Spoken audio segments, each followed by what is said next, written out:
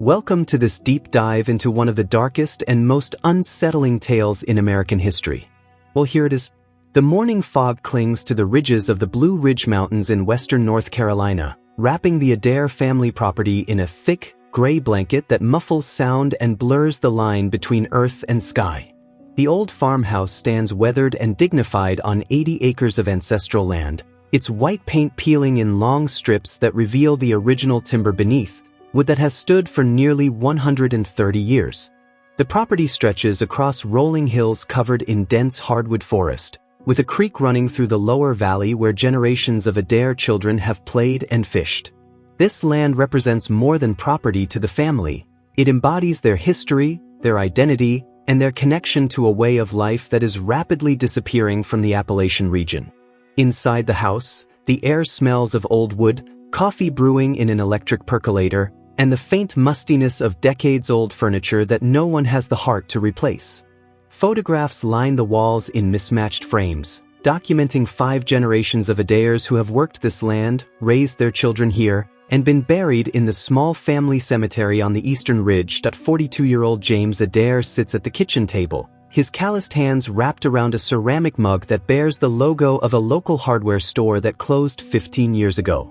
His face is weathered beyond his years, deeply lined from decades of outdoor work and worry. He wears work boots caked with red clay mud, faded jeans with worn knees, and a flannel shirt that has been washed so many times the pattern has faded to suggestions of its original colors.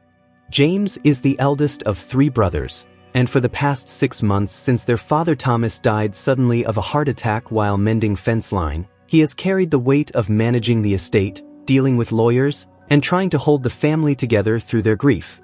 His younger brothers, 38-year-old Daniel and 35-year-old Michael, have different ideas about what should happen to the property, creating tensions that have transformed family gatherings into uncomfortable negotiations filled with unspoken resentments and careful word choices designed to avoid outright conflict. The immediate reason for this particular morning meeting is the arrival of Patricia Hammond, an estate appraiser from Asheville who specializes in rural properties and family estates. She arrives in a sensible sedan that looks out of place on the gravel driveway, wearing professional attire that seems too formal for the rustic setting but is appropriate for her role. Patricia is in her mid-50s, with gray-streaked hair pulled back in a practical bun, reading glasses hanging from a chain around her neck, and a leather portfolio case that contains documents, camera equipment, and assessment forms. She has been hired by the estate attorney to provide a comprehensive evaluation of the property for probate purposes, necessary because Thomas Adair died without a clear will, leaving only a handwritten document that has proven to be legally ambiguous in its language about how the land should be divided among his 3 sons. The appraisal will help determine the property's value and potentially inform decisions about whether the land should be sold, divided, or kept intact under joint ownership. James greets Patricia at the door with reserved politeness characteristic of mountain people who are friendly but cautious with outsiders. He offers coffee, which she accepts gratefully, commenting on the beauty of the morning despite the fog and the challenges of finding the property using her GPS, which lost signal 15 minutes before she reached the turnoff. Daniel arrives shortly after, driving his truck with aggressive speed up the driveway, his arrival announced by the sound of gravel spraying and engine noise echoing off the surrounding hills. Daniel works as a diesel mechanic in the nearby town of Marshall, making decent money but always feeling the squeeze of modern expenses, child support payments from his first marriage, and the costs of maintaining his current lifestyle. He has been the most vocal about selling the property, arguing that dividing 80 acres 3 ways creates parcels too small to be economically viable for farming or forestry, and that the money from a sale would give each brother financial security and opportunities their father never had. Michael, the youngest, arrives last, walking up from the lower field where he has been living in a small cabin he built himself 5 years ago. Michael never left the property, working odd jobs in construction and carpentry while helping their father maintain the land, living simply and deliberately choosing a lifestyle that prioritizes connection to place over material accumulation. The 3 brothers and the appraiser settle around the kitchen table, and Patricia begins explaining her process with practiced efficiency. She will photograph the property, measure structures, evaluate the condition of buildings, assess timber value, examine soil quality, review property boundaries against county records, and research comparable sales in the area. The process will take most of the day, possibly extending into a second visit if complications arise. She mentions that she will also inventory any significant personal property, antiques, or historical items that might have value separate from the real estate itself. This is standard procedure in estate appraisals, especially for properties that have been in families for multiple generations and may contain items of historical or collectible value. James nods his understanding, Daniel checks his phone repeatedly with visible impatience, and Michael sits quietly, his eyes moving between his brothers with an expression of resigned sadness, as if he already knows how this will end. Patricia begins her assessment in the house, moving methodically through rooms with her camera, tablet computer, and measuring tape. She photographs the stone fireplace in the living room, built by the original Adair who settled this land in the 1890s, its massive stones quarried from the property itself. She notes the condition of the flooring, the age of the electrical system, the state of the plumbing, and the structural integrity of the foundation. In the dining room, she pauses at a built-in china cabinet that contains pieces of depression glass, old serving dishes, and a collection of family photographs in various states of preservation. James explains that their mother, who died 8 years ago from complications of diabetes, had been the family historian, maintaining photo albums and preserving documents, though her organizational system was more sentimental than systematic. Patricia asks permission to examine the photographs more closely, as historical documentation can sometimes add value to rural properties, especially if they can be connected to regional history or significant events. Among the photographs is a large framed image that has hung in the dining room for as long as the brothers can remember. The photograph shows 3 young men standing in front of the barn, which in the image appears newly built, its wood still fresh and unpainted. The men wear work clothes from what appears to be the early 1920s, and their faces carry expressions of pride and determination. The center figure is clearly an Adair, the family resemblance unmistakable in the shape of his face and the set of his shoulders. The photograph has faded to sepia tones, and the glass in the frame is spotted with age, but the image remains clear and powerful in its depiction of rural American life in the early 20th century. Patricia removes the frame from the wall carefully, setting it on the dining room table to photograph it properly. As she adjusts her camera settings and position to avoid glare from the window, she notices something that makes her pause. In the background of the photograph, barely visible behind the barn, there appears to be another structure.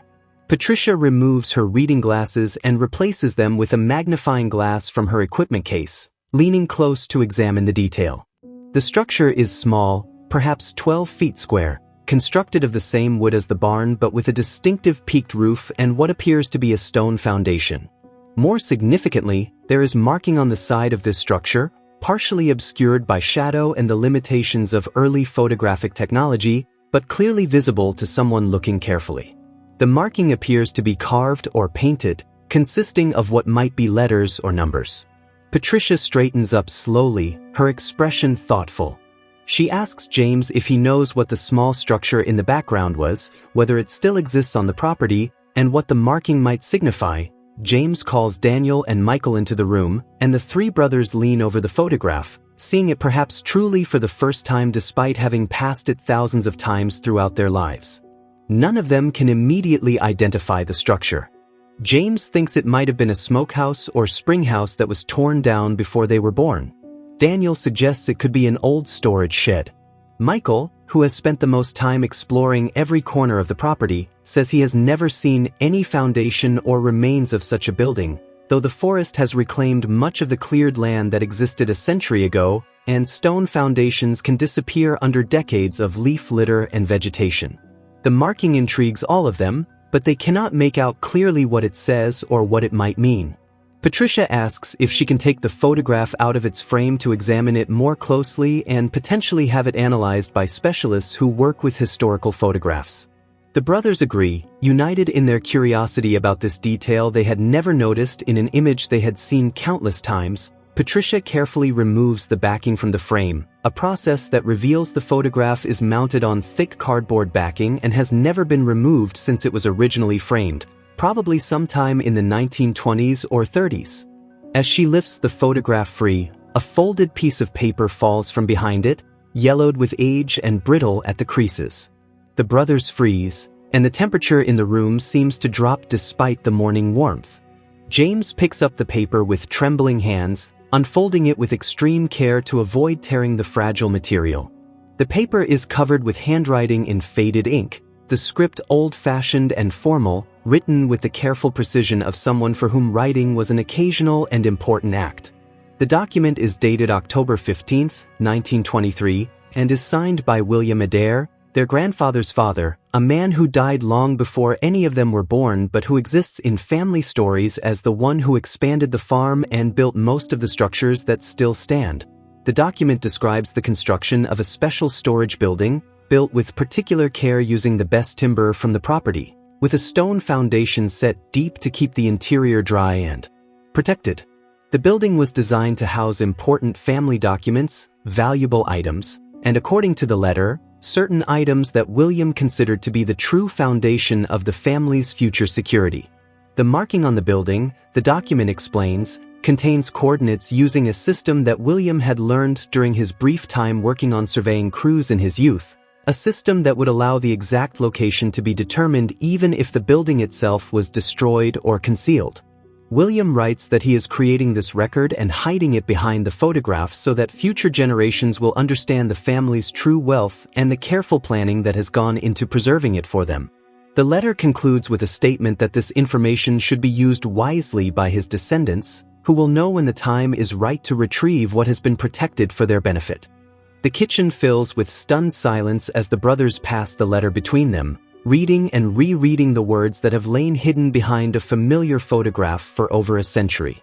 Patricia, maintaining professional composure despite her own fascination with this discovery, asks if she can photograph the document for her records and potentially for analysis by handwriting experts and historians who can verify its authenticity and age.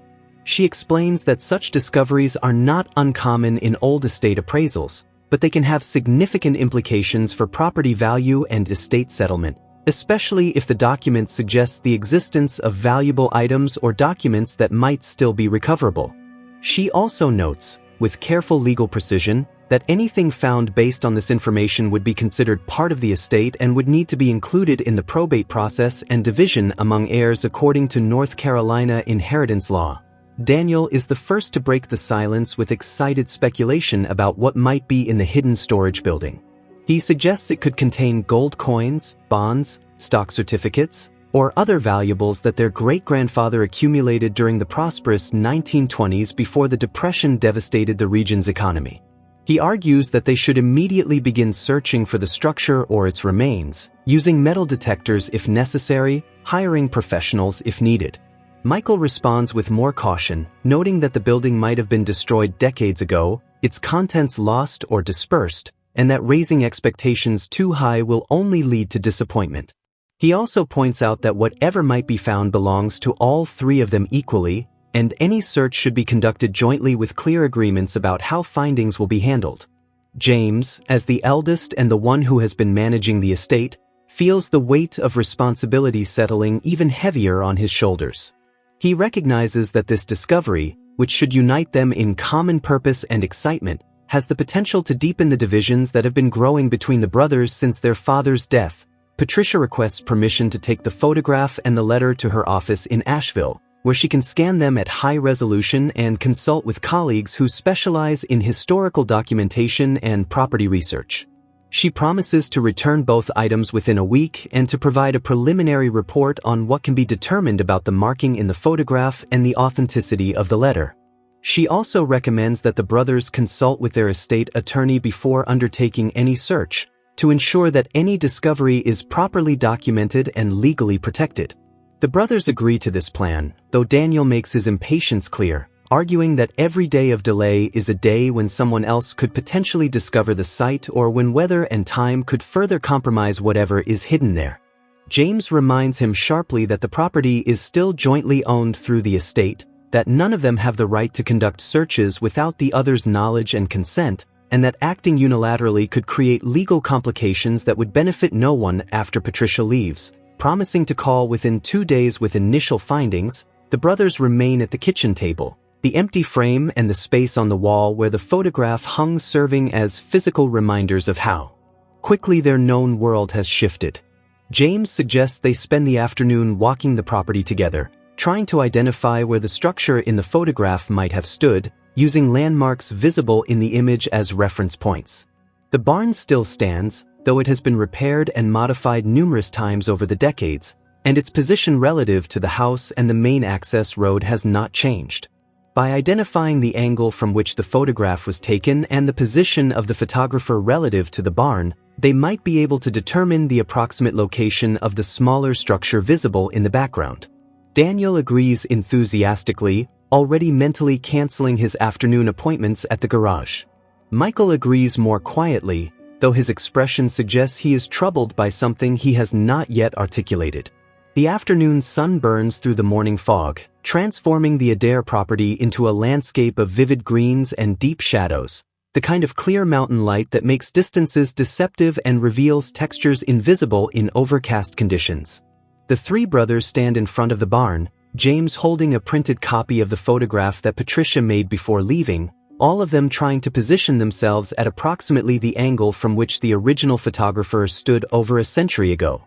The barn has changed in numerous ways since 1923, with additions built onto one side, the original wood siding replaced in sections with metal sheeting, and the entire structure reinforced with modern materials to keep it functional for equipment storage rather than livestock, which the family has not kept in significant numbers for decades.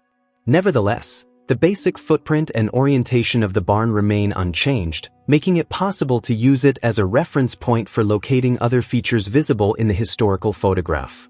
Michael, who has the best practical knowledge of the property from his years of living and working here daily, points out that the small structure visible in the photograph appears to be positioned northwest of the barn, at a distance of perhaps 50 to 70 yards, based on the scale and perspective of the image. That area today is heavily forested with mature hardwoods, primarily oak and hickory, with an understory of mountain laurel and rhododendron that makes movement difficult without following existing game trails or cutting new paths. The forest floor is covered with decades of leaf litter, fallen branches, and the gradual accumulation of soil and organic matter that characterizes undisturbed woodland. If a stone foundation exists in that area, it would be buried under this accumulated material, visible only if someone knew exactly where to look and was willing to dig through potentially 2 feet or more of forest floor material. James suggests they begin by walking the area in a systematic grid pattern, looking for any irregularities in the ground that might indicate human construction. Stone foundations create characteristic depressions as the ground settles around them over time, and even fully buried structures often reveal themselves through subtle changes in vegetation patterns, drainage, or ground temperature that affect what grows above them. Daniel, less patient with methodical approaches, wants to bring metal detectors and ground-penetrating radar equipment, which he knows is available for rent from construction supply companies in Asheville. He argues that professional tools will save them days or weeks of random searching and significantly increase their chances of finding anything that actually exists. Michael points out that metal detectors will pick up the countless bits of farm equipment, barbed wire, fence staples, and other metal debris that are scattered throughout any property that has been actively farmed for over a century, creating hundreds of false signals that would need to be investigated individually. The brothers begin their search, spreading out in a rough line and walking slowly through the forest, eyes on the ground, occasionally stopping to examine features that prove to be natural rock formations, old stumps, or depressions created by fallen trees. The work is slow, uncomfortable, and quickly frustrating.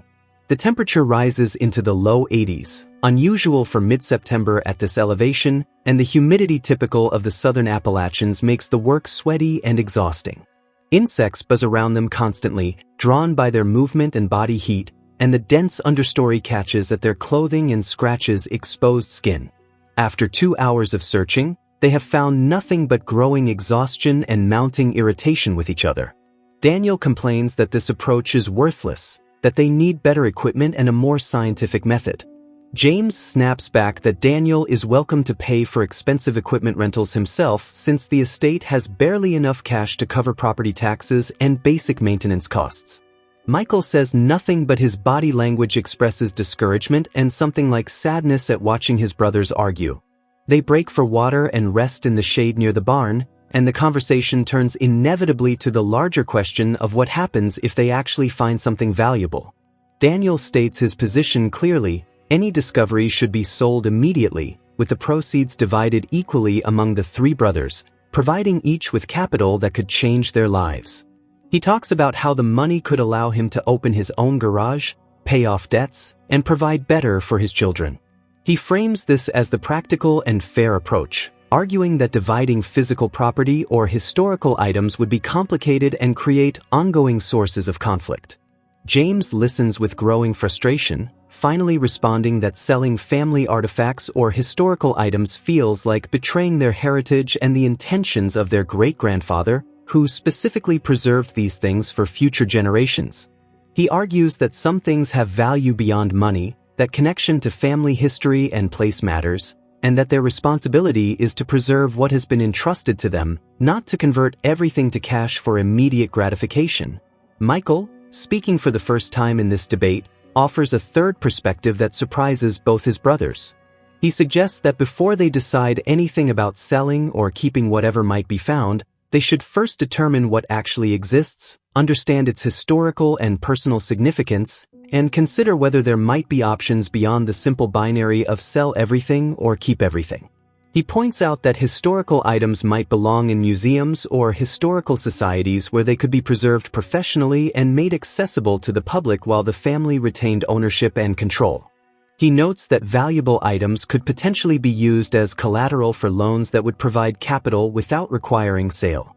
He argues, most fundamentally, that decisions made in haste and ignorance usually prove to be regrettable, and that they owe it to themselves, their children, and their ancestors to make thoughtful choices based on complete information rather than assumptions and financial pressure.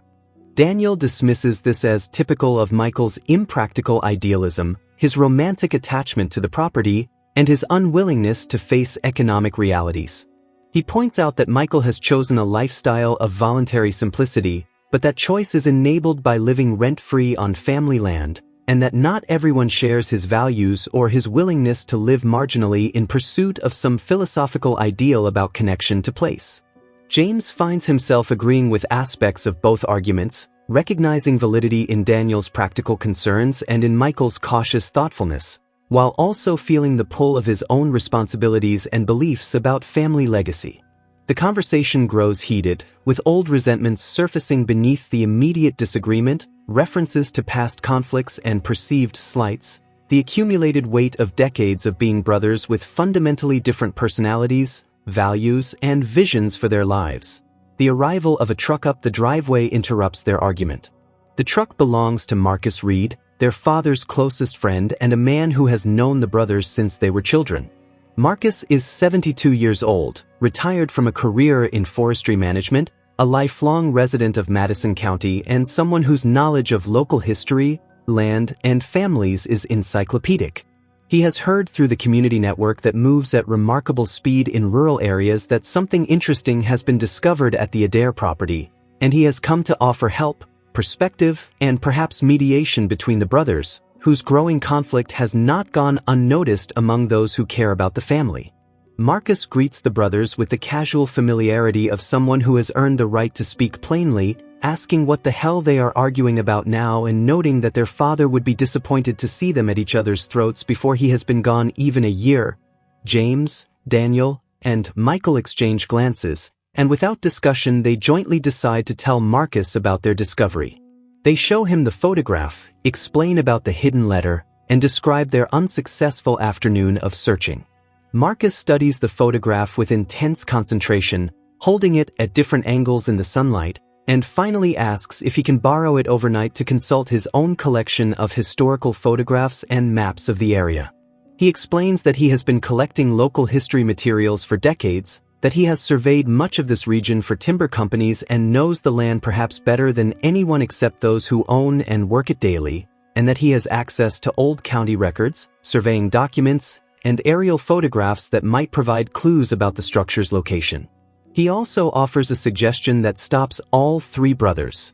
If the marking visible in the photograph contains coordinates as the letter suggested, those coordinates might be recorded in old county surveying records, which have been maintained since the 1800s and are available at the county courthouse in Marshall. This practical suggestion provides a focus for action that unites the brothers in common purpose. They agree to meet at the courthouse when it opens the following morning, to search through surveying records from the 1920s and to see if any record exists of a survey conducted on the Adair property around the time the letter was written. Marcus agrees to accompany them, offering his expertise in interpreting old surveying documents and his familiarity with the historical coordinate systems that might have been used. He also offers a caution that they all understand but need to hear from someone outside their family conflict. Whatever they find or do not find, the important thing is that they remain brothers, that family bonds matter more than money or property, and that their father's real legacy is the relationship between his sons, not the land or anything hidden on it. The brothers hear this with varying degrees of acceptance, but all of them recognize the wisdom in the words even if they are not yet ready to fully embrace it. That evening, each brother spends time alone with his thoughts, processing the day's discovery and its implications. James sits on the front porch of the farmhouse, watching darkness settle over the mountains, thinking about responsibility and legacy and the weight of being the eldest son. He remembers his father's hands, scarred and calloused from a lifetime of work, and wonders what Thomas would want them to do with whatever might be found.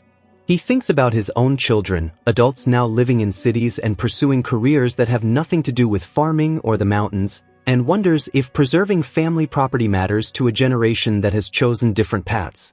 He feels the pull of competing loyalties, to his brothers, to his heritage, to his own financial security, to some abstract principle of stewardship that he cannot fully articulate but deeply feels.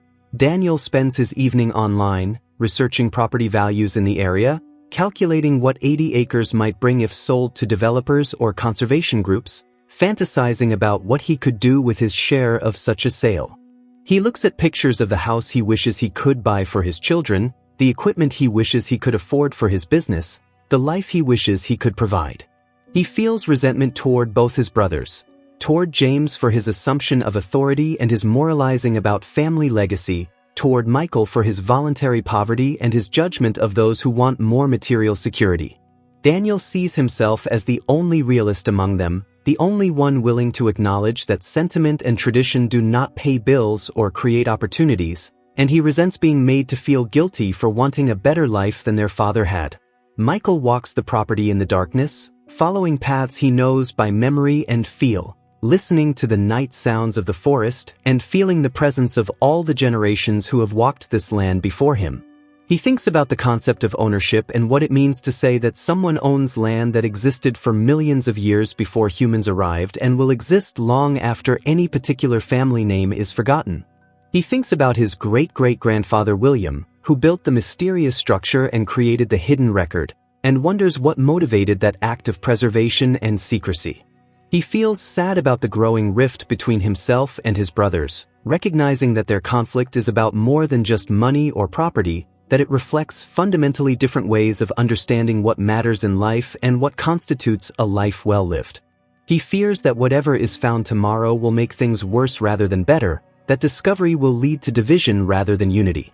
The Madison County Courthouse in Marshall sits on a hill overlooking the French Broad River, a neoclassical building constructed in 1907, built of native stone with massive columns and a copper dome that has aged to green patina. The building houses records dating back to the county's formation in 1851, maintained with varying degrees of organization and preservation depending on the era and the diligence of particular clerks and officials.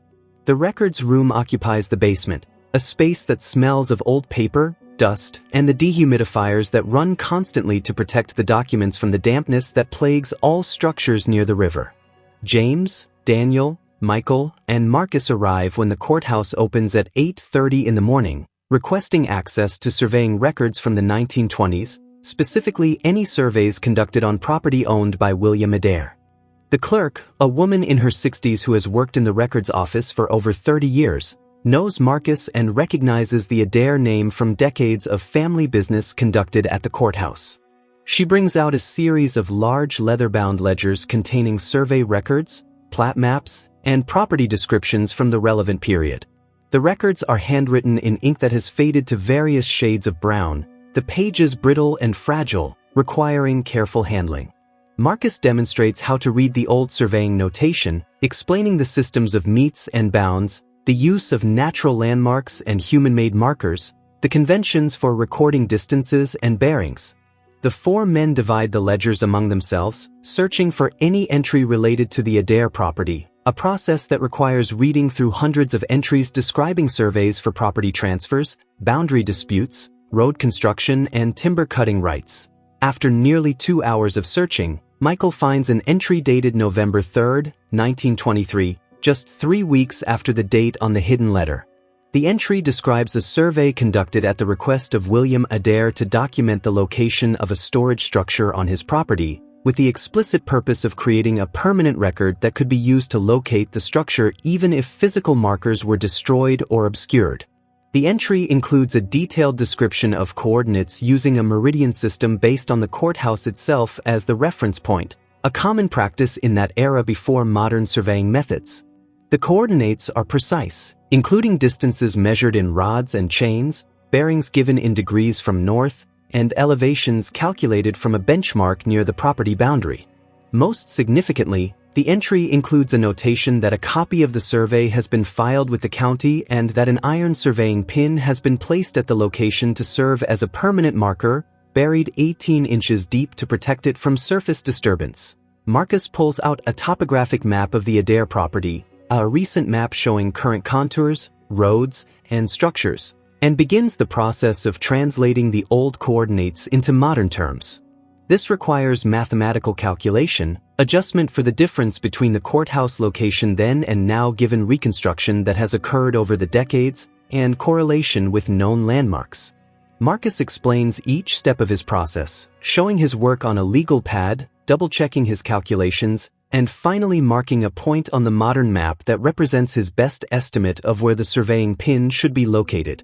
The location is in the forested area northwest of the barn, consistent with what appeared in the photograph, but now they have a specific point rather than a general area. Marcus estimates his calculation is accurate to within 20 feet, which in dense forest still represents a significant area to search, but far more manageable than the acres they had been facing. Daniel immediately wants to return to the property and begin searching, but James insists they first complete their review of the courthouse records to see if any other relevant documents exist.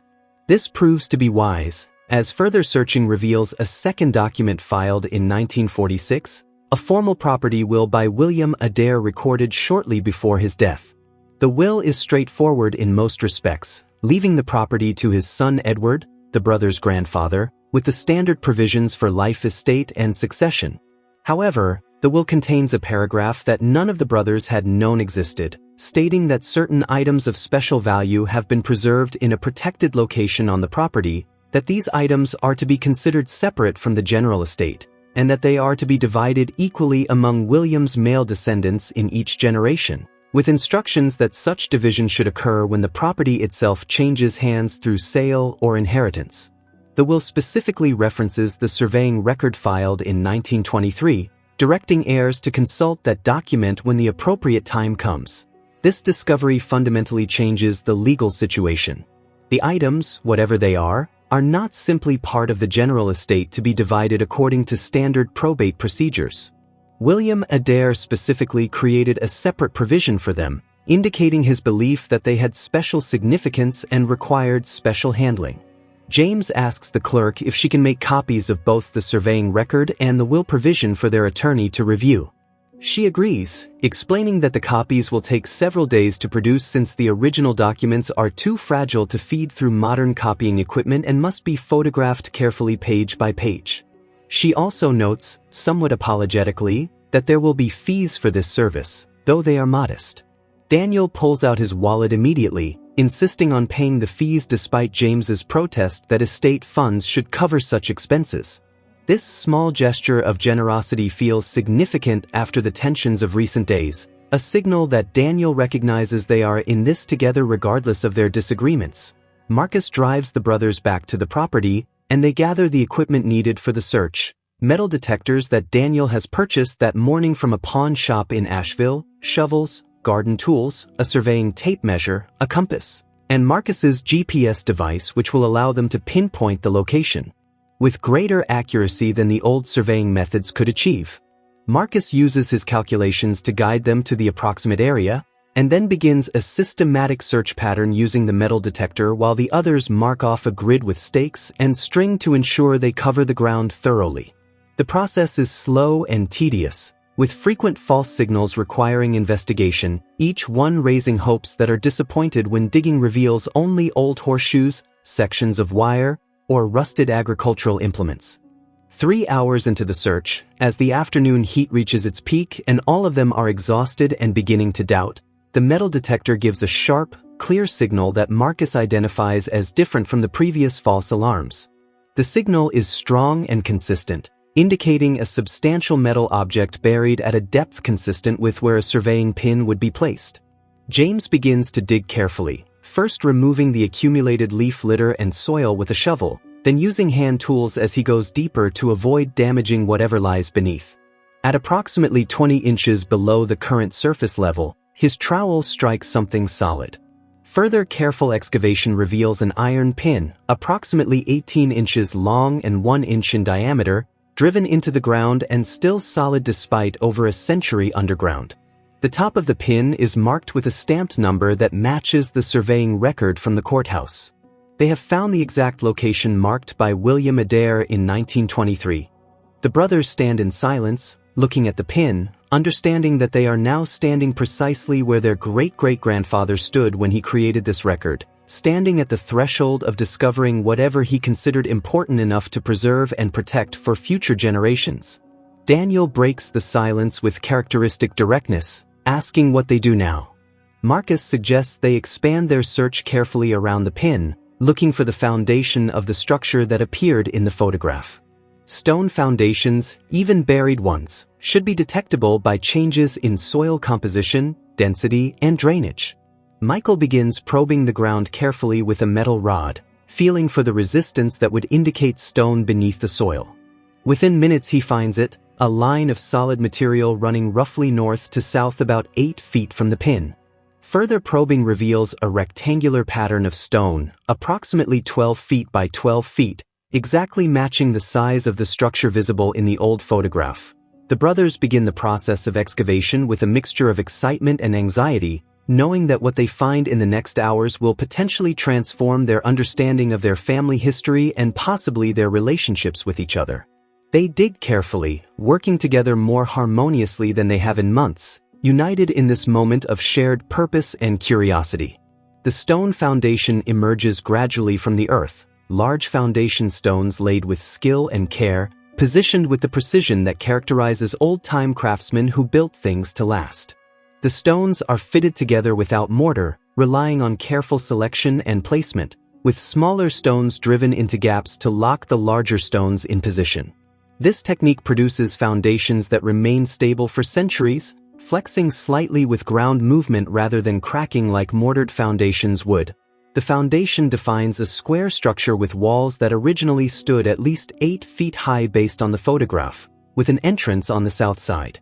The wooden structure itself is gone, rotted away decades ago, but the stone foundation has preserved the interior space, creating a below-ground vault that protected whatever was stored there from the elements. As they clear away the accumulated soil and debris inside the foundation, they find a layer of collapsed wood, the remains of the floor and roof that fell inward when the structure finally gave way to time and decay. Beneath this layer of rotted wood, they begin to find items wrapped in oilcloth, treated canvas, and sealed tin containers, materials chosen specifically for their ability to protect contents from moisture and decay.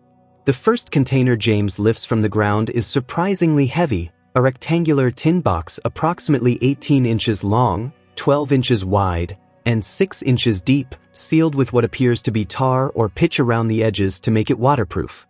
The brothers carry their findings back to the house, agreeing without discussion that they should document and examine what they have found in a controlled environment rather than in the forest. They place the tin box on the kitchen table, and for a long moment no one moves to open it, all of them aware that what happens next will be significant. James finally breaks the seal carefully with a utility knife, lifting the lid to reveal contents wrapped in layers of waxed paper and cloth.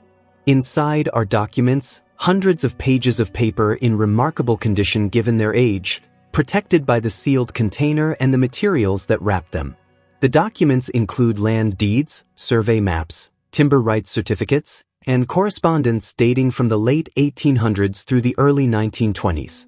Most significantly, there are stock certificates from companies that operated in the region during that period, including timber companies, mining operations, and railroad investments. Daniel's hands shake as he examines the stock certificates, his mind immediately calculating potential value, wondering if any of these companies still exist or if these papers represent long-defunct enterprises worthless except as historical curiosities.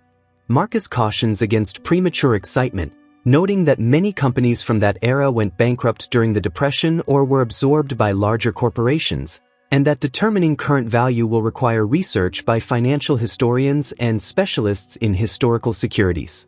Nevertheless, the sheer quantity of documents suggests that William Adair was far more financially sophisticated than family stories suggested, that he understood the importance of diversifying assets and preserving documentation, and that he deliberately created this archive as a legacy for his descendants. Further excavation of the site over the remaining afternoon hours reveals 3 more sealed containers of similar construction, each containing different types of materials. One holds family documents including birth records, marriage certificates, military discharge papers, and letters dating back to the original Adair who settled the property in the 1890s. Another contains what appears to be geological surveys and mineralogical reports of the property, with handwritten annotations about locations of particular interest and potential value. The third and final container holds something entirely unexpected, a collection of photographs, numbering in the hundreds, documenting the property and the family across 3 decades of the late 19th and early 20th centuries. These photographs include images of the farm in various stages of development, portraits of family members including many whose names have been lost to later generations, documentation of community events and social gatherings, and scenes of daily life that provide an extraordinary visual record of rural Appalachian culture during a transformative period of American history.